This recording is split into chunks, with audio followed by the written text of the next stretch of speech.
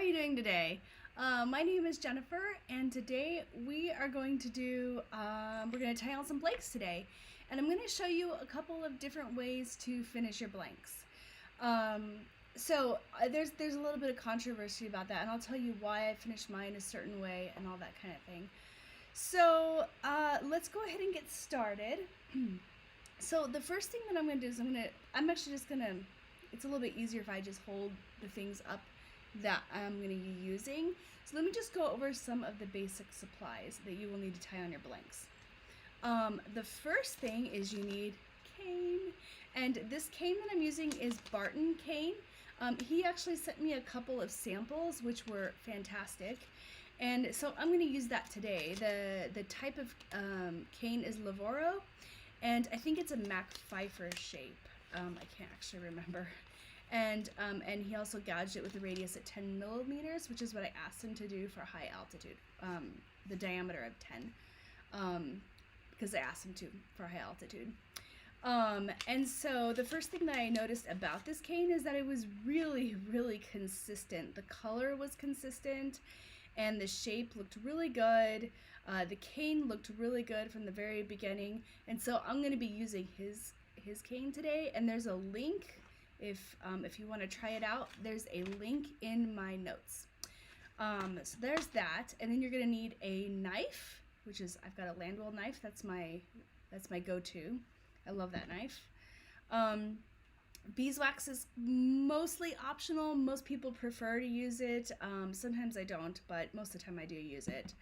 And then you need a mandrel, and then you need staples. The staples I'm using today are Stevens, number 2, silver, thick, 47 millimeters, and I got these from Midwest Musical Imports. I really like Stevens 2 staples, and we'll talk about staples sometime because that can get really confusing. But I think these are really good quality for not too expensive. I also use a lighter. I'll show you what I use that for. It's really totally optional, but I'm kind of OCD, so we'll talk about that. And then I've got a razor blade and a cutting block for clipping. All right, so let's go ahead and get started. I soaked 3 pieces of cane. I started soaking them about 6:30.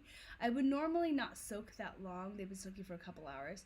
I normally wouldn't soak that long, but I've got a couple kids. I have to get down to bed by 7:30, and it can be a little crazy. So I wanted to make sure that it's better that they're over-soaked than under-soaked.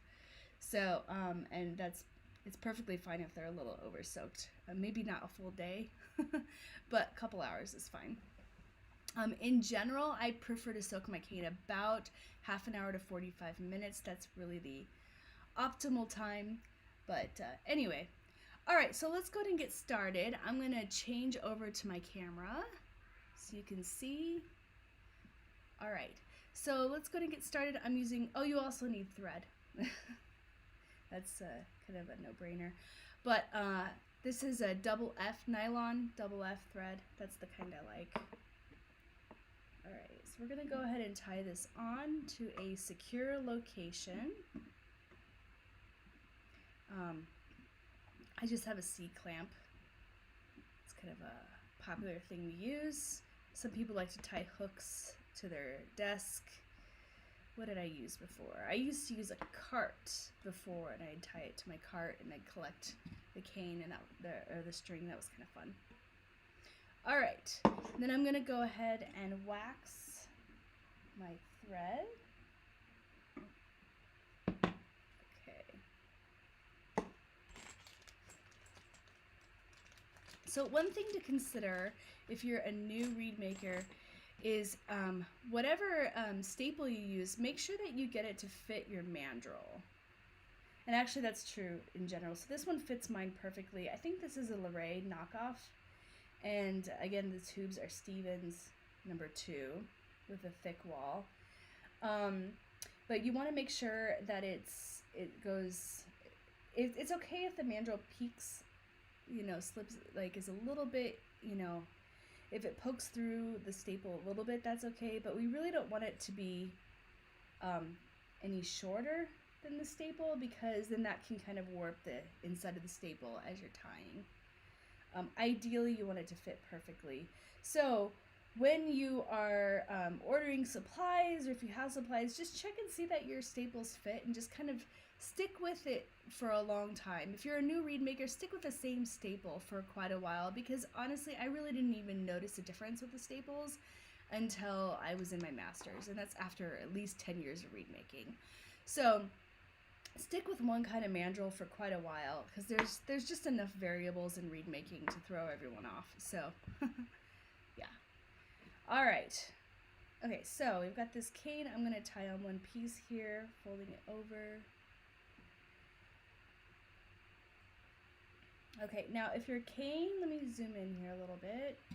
If your cane has a little bit of gap at the top like this one does, that's fine. But in general, we want to avoid loose sides, so that's okay.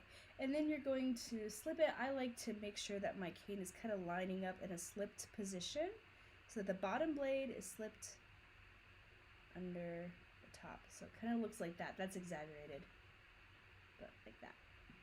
All right. And then we're going to slip it over the staple like this.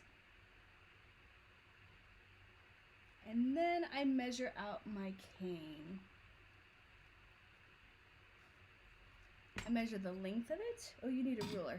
I forgot to add that there. You need a ruler, and this is probably going to be too long. So ideally, I think Mac Pfeiffer shape is a little bit narrow.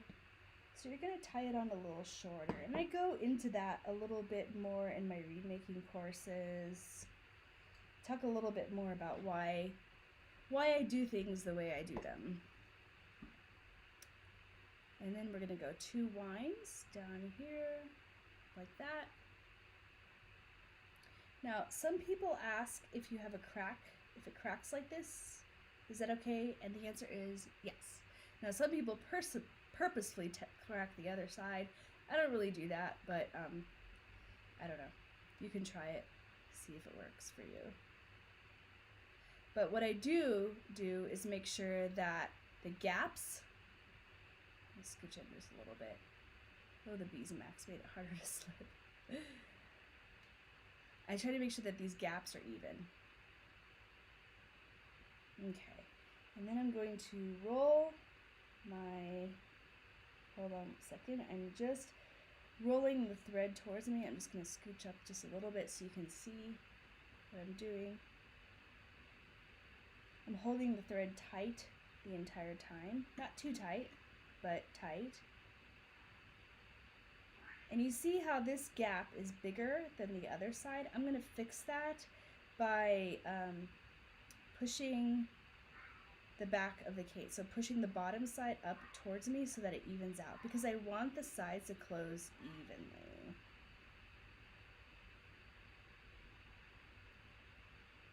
Okay, move this up a little bit so you can see. Okay, so the sides are now closed. Let's see if you can see that. And I do have a significant gap, but I'm pretty sure that's going to close down. I'm pretty sure that's going to close down as I scrape on it. All right. This tube is, or this staple is 47 millimeters, so I don't want to go over 47 in length. If you can see, it's really close. It's perfect, and the sides have closed down, so that's great. Okay, perfect. So now I'm going to go ahead and start my winding. So now I go away and wrap. Away from me, 1 full wind away, then wrap. 1 full wind, wrap.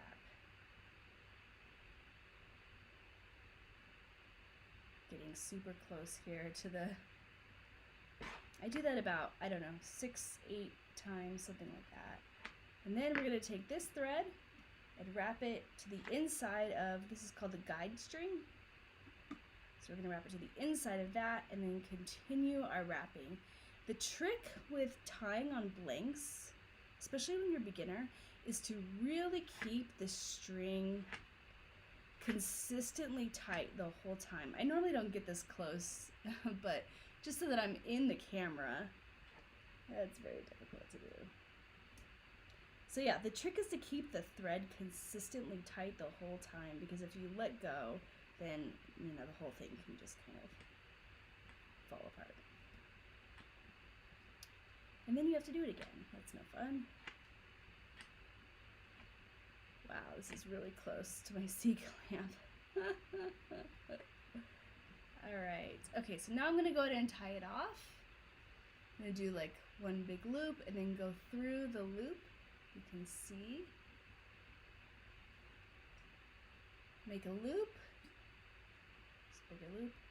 We're going through the loop. So I'm just doing a slip knot. That's all I'm doing. One more time. There we go. Okay.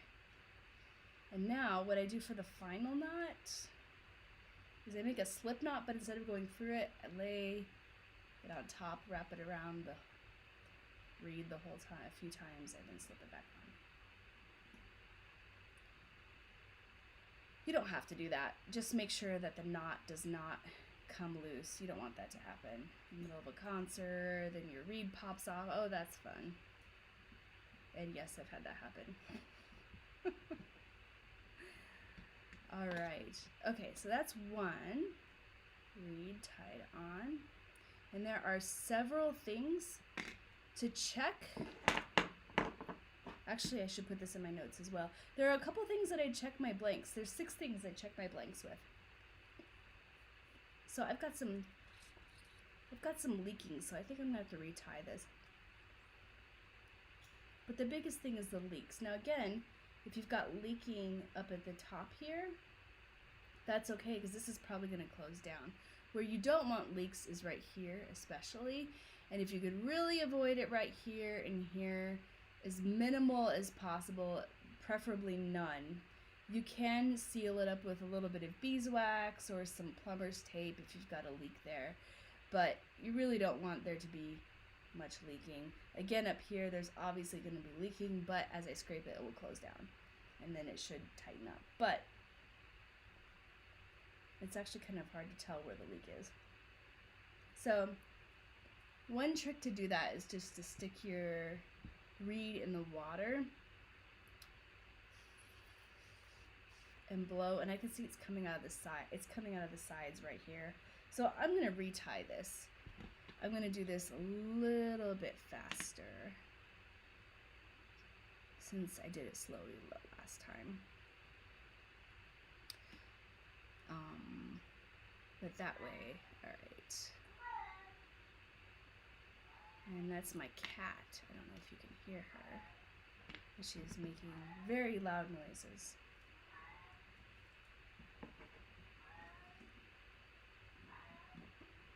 All right, we're gonna go ahead and retie this.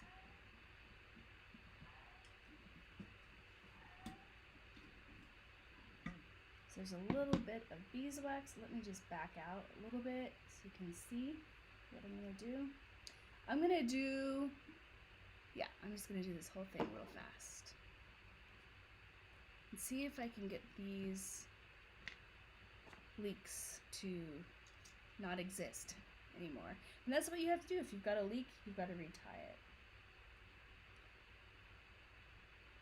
Okay, here we go. So I'm doing the same thing, slipping it over my staple. And I do just a slight twist. Wait, what is this?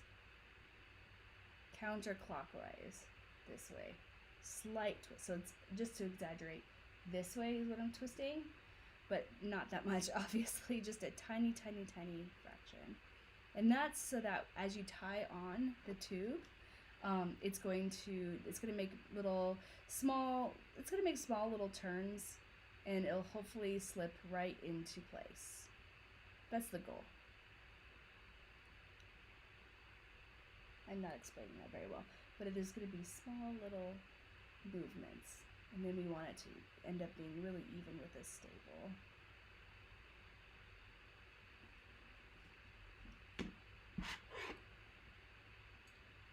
Okay.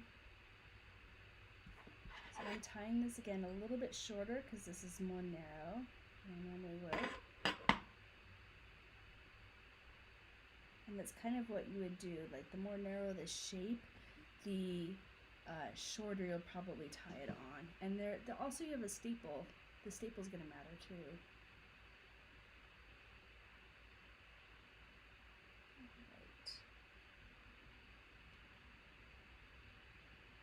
And again, I talk a little bit more detail about that in my course.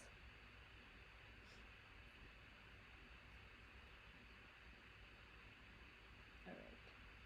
Okay, so this is, sorry, I'm not really in the camera very well. Let me tell you, tying on blanks in the camera is not easy. Alright, that's how we want it to end up. It looks good on both sides, so let's see how it goes here. Okay, I have room just a little bit. I'm gonna do one more. Okay. See if we can get these leaks to go away.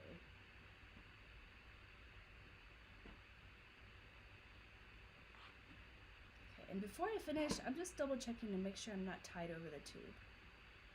So that's perfect. This is at let's see if I can zoom in for you. This is at 46 and a half. That is perfect. That's exactly what I want it to be. Now, as long as there's no leaks, then we're good.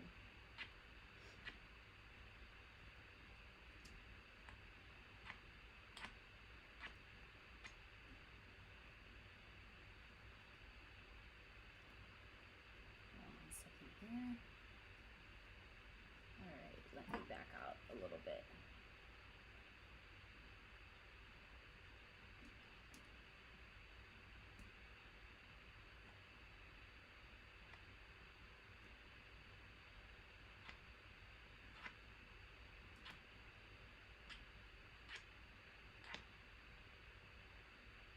Alright, there we go.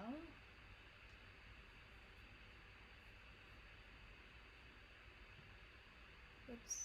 Okay, one second here.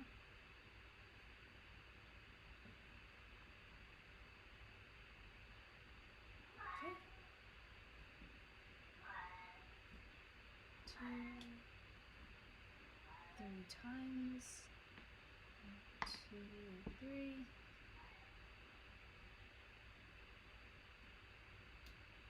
Alright, okay, so I'm going to go ahead and check and see if I've got any leaks here.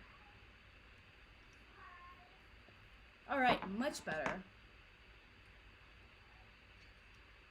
So I still have the leak up here, of course, and that's just going to exist. So let me go ahead and show you how I finish that. And there's a couple of different ways to finish your blank. Just give me a minute while I readjust my camera here. There we go. Okay. So a couple of ways to finish this. Some people, well, the first thing I do is I'm actually going to go ahead and file down the sides. And this just kind of removes, when I'm shaping my own king, this just kind of removes a little bit of the, like sometimes there's just a little bit of the ears left. So this kind of helps remove some of those ears. Ideally, you should always scrub this way, not back and forth like this. But, hold on, let me move this thing here. There we go, so you can see better. Ideally, not really back and forth, but sometimes I cheat. When I'm in a hurry, which is like all the time. But ideally, you just want to go like this. Just, it's kind of the same thing with scraping. You want to scrape with the grain away from the reed. Okay, so there's still that. Look at how much more it's diminished, though, just by filing the edges. Okay, so that's great. And then sometimes I'll just do like a light. Now this is a glass nail file. I forgot to add that to my supplies. I use a glass nail file, but you can use 600 grit paper. I wouldn't use like a really coarse file. That would just make things worse. So really fine glass file or 600 grit sandpaper just to kind of clean it up at the end. So that looks pretty good to me. All right. So I've got no leaks, which is great. That's one of the things that I want to check. I've got a blank checklist that I will put in the notes of all the things that you need to check with your blank before you clip it open. All right. So the next thing that I do, wait, let me just say, so there are a couple ways to finish your blank. The first way is just to leave it like this, to not do anything. And often that's what I will do, because then I feel like I could just pull out my cane, I could just pull out my reed and just scrape away whenever I'm ready. And then there's the other way is to clip it open, and that's what I'm going to do that. That's what I'm going to do right now. And then you can also just finish your reed and get it to crow from the very beginning. What I don't recommend is scraping the tip and leaving it closed. There's a general rule of thumb to think of, and that is to leave the cane in the same shape that you want it to end up in. So, like, I don't want this to dry in such a weird way where I scrape the tip and then I just leave it. It's going to end up really closed, and very often, like, if it dries unevenly, it's going to be kind of warped. So try to avoid doing, and just never mind, try. Don't try. Do not try. There is no try. Don't leave it in that kind of a state before you dry it. So yeah, so let's go ahead. I'm going to clip it open though this time. So I use my lighter to, I hope I won't light anything on fire, to just take care of these ends. That drives me absolutely nuts. So yeah. All right, this looks really good. So now I'm going to go ahead and clip it open. So all you're going to do is you're going to scrape in the shape of scrape a W. Scrape a W into your cane. I like to think of my reeds having 4 quadrants. 1, 2, 3, 4. You're scraping on each side so that you're going to kind of form a little rooftop with a little spine going down the center. And you need maybe 20 scrapes on each quadrant. That's what someone told me once. I think it was Peggy Michael in Chicago. But sometimes I do more than that. All right. Okay, so that's great. But the whole thing is you just want to be able to clip it open easily. So I'm using a gem razor blade. Those are the best for clipping.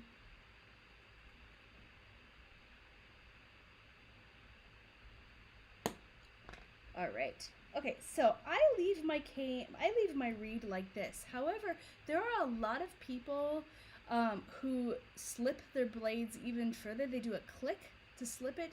That's never really worked for me, but I definitely recommend trying it because it works for many people, many professionals. So definitely try doing that and see. I actually might just try it for kicks right now. So I just clicked it. You want it to have a click when you slip it even further. All you do is you go like that. Slip it just a little bit and see how that just kind of seals it a little bit. I'm going to try that again. All right. Okay, and so that's the way that I like to finish my reeds, but, well, I used to like it. To be honest, I don't really care for it as much finishing it like this because there's something about the high altitude I don't like. But there you have it. So I will probably finish scraping this reed later tonight. Again, so I hope that was helpful for you, and I hope you have a nice evening. And please feel free to leave me any comments or questions, and I will try to answer them as best as I can. All right, have a nice night. Bye.